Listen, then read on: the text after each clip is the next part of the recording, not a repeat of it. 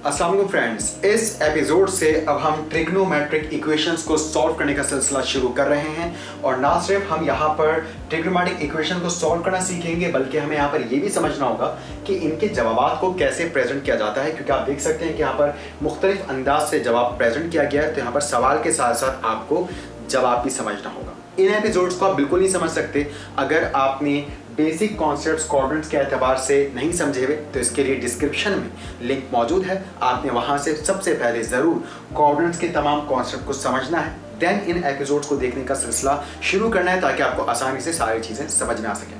Trigonometric equations को solve करने के लिए आपने एक बात ध्यान में रखनी हमेशा कि आपने ट्रिग्नोमेट्रिक इक्वेशन को सॉल्व करते वक्त साइन, कॉस और टैन, बस इन तीन ट्रिग्नोमेट्रिक रेशियोज पर रहना है। कॉसेक से, सेक से, कॉट से अवॉइड करना है, क्योंकि वैसे भी उनके डायरेक्टली आपके पास बटन्स कैलकुलेटर पर मौजूद नहीं होते, जिसकी वजह से आप इनको सॉल्व नहीं कर पाएंगे अगर आप साइन, कॉस, टैन से हट जाएंगे। इसलिए अगर यहाँ पर कोई ये सोच रहा है कि हम साइन की जगह 1 ओवर कॉसेक थीटा पुट कर देते हैं और कॉस की जगह 1 ओवर सेक थीटा पुट कर देते हैं, तो यकीनन वो एक रॉन्ग डायमेंशन में चला जाएगा। तो यहाँ पर फॉर्मूला लगाना तो हमारे लिए ट्रिग्नोमेट्रिक रेशियो का पॉसिबल नहीं है। तो हम यहाँ पर आखिर क्या ऐसा करें कि हम इसको सिम्प्लीफाई कर सकें, तो उसके लिए अब हम यहाँ पर स्क्वायरिंग बोथ साइड्स करेंगे, ताकि हमारे पास कोई ना कोई ट्रिग्नोमेट्रिक आइडेंटिटी बन सके। तो शुरू करते हैं स्क्वायरिंग से।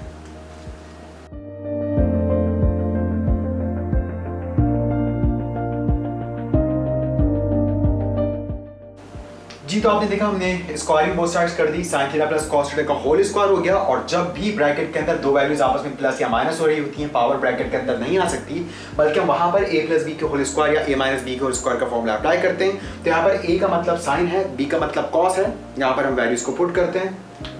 a स्क्वायर मतलब साइन स्क्वायर थीटा, 2ab मतलब 2 sign theta cos theta, b square यानी कि कॉस स्क्वायर थीटा, और इक्वल्स टू के बाद हमारे पास 1 आ गया। अब यहाँ पर sine square theta plus cos square theta को एक साथ कर लेते हैं, क्योंकि आप जानते हैं sine square theta plus cos square theta 1 के इक्वल होता है। तो अगर आप जानते हैं एडिशन सब्ट्रैक्शन में हम तरतीब को कभी भी तब्दील कर सकते हैं, बस जो साइन है जिस वैल्यू का वो उसी साइन में रहना चाहिए, क्योंकि अभी हम किसी भी वैल्यू को इक्वल्स टू के इधर से उधर या उधर से इधर शिफ्ट नहीं कर रहे। Sine square theta plus cos square theta 1 के इक्वल होता है। यहाँ पर हमने 1 लिख दिया, बाकी सब कुछ एज इट इज। 1 यहाँ प्लस में, वहां पे जाके माइनस में हो जाएगा।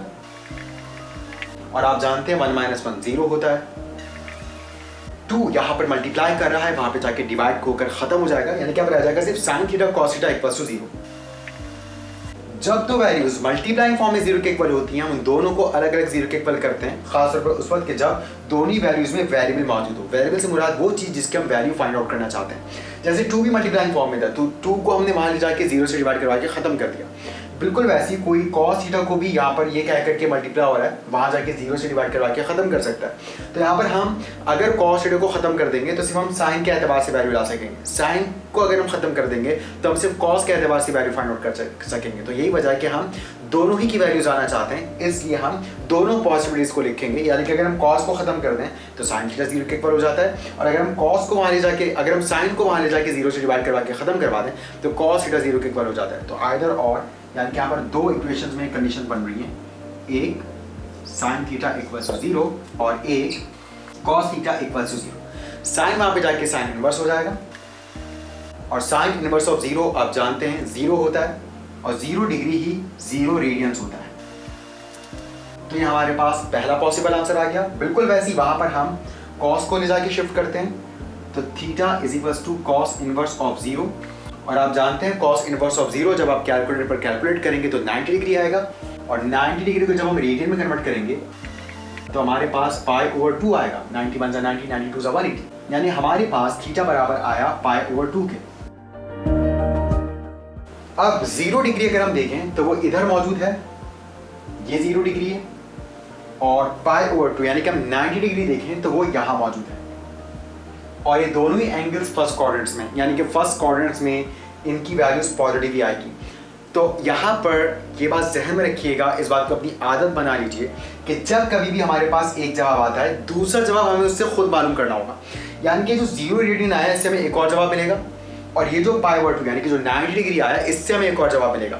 मगर जो हम दूसरे जवाब लाएंगे, इस जवाब में हमें उन्हें वेरीफाई भी करना पड़ेगा कि वो सही है या नहीं, क्योंकि यहाँ पर दो ट्रिग्नोमेट्रिक फंक्शंस की मदद से हम सॉल्यूशंस लेकर आ रहे हैं। या तो अगर हम शुरू में सवाल को किसी एक ट्रिग्नोमेट्रिक फंक्शन में कन्वर्ट कर चुके होते या करने में कामयाब हो जाते, देन हम फिर तमाम पॉसिबल आंसर्स आंख बंद करके ला सकते थे, क्योंकि और उनको वेरीफाई करने की भी ज़रूरत नहीं होती क्योंकि वो ऑलरेडी वेरीफाइड होते। लेकिन यहाँ पर दो मुख्तलिफ ट्रिग्नोमेट्रिक फंक्शंस होने की वजह से हमें जो दूसरे पॉसिबल आंसर्स हैं उन्हें मालूम करके चेक भी करना पड़ेगा। तो आप जानते हैं 0 डिग्री फर्स्ट क्वाड्रेंट का एंगल है और साइन फर्स्ट क्वाड्रेंट में तो पॉजिटिव है, इसके अलावा साइन सेकंड क्वाड्रेंट में पॉजिटिव होता है। तो सेकंड क्वाड्रेंट का एंगल कैसे आता है? जब आप 180 में से फर्स्ट क्वाड्रेंट का एंगल माइनस करते हैं।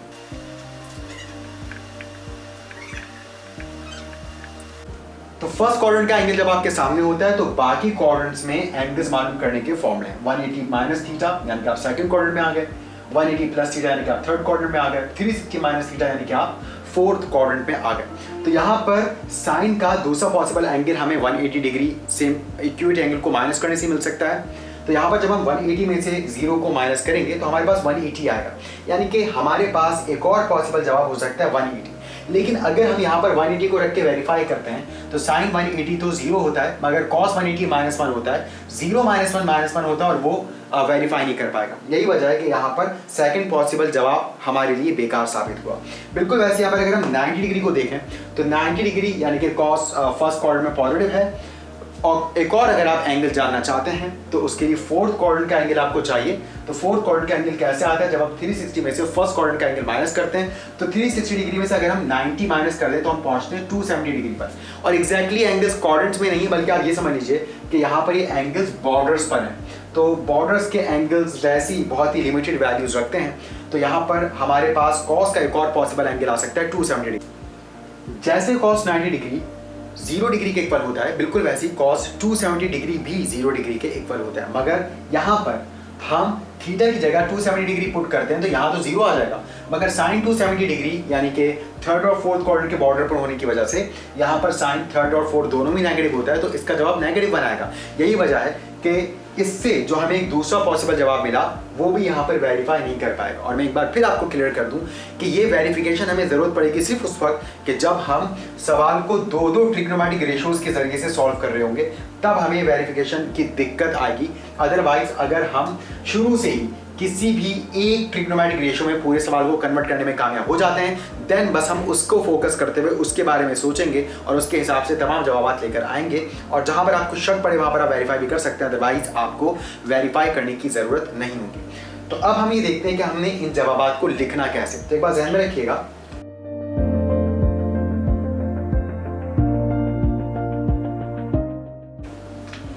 साइन थीटा और कॉस थीटा का जो पीरियड होता है वो 2 पाई होता है, यानी कि 360 डिग्री होता है। ये कहने का मतलब ये हुआ कि अगर आप 0 डिग्री वाली लोकेशन पर रेवोल्यूशंस करने के बाद वापस आना चाहते हैं तो यकीनन उसमें 360 डिग्री को प्लस करना होगा। मिसाल के तौर पे हमें पता चला कि साइन 0 डिग्री 0 के इक्वल होता है, तो 0 डिग्री तो यहाँ,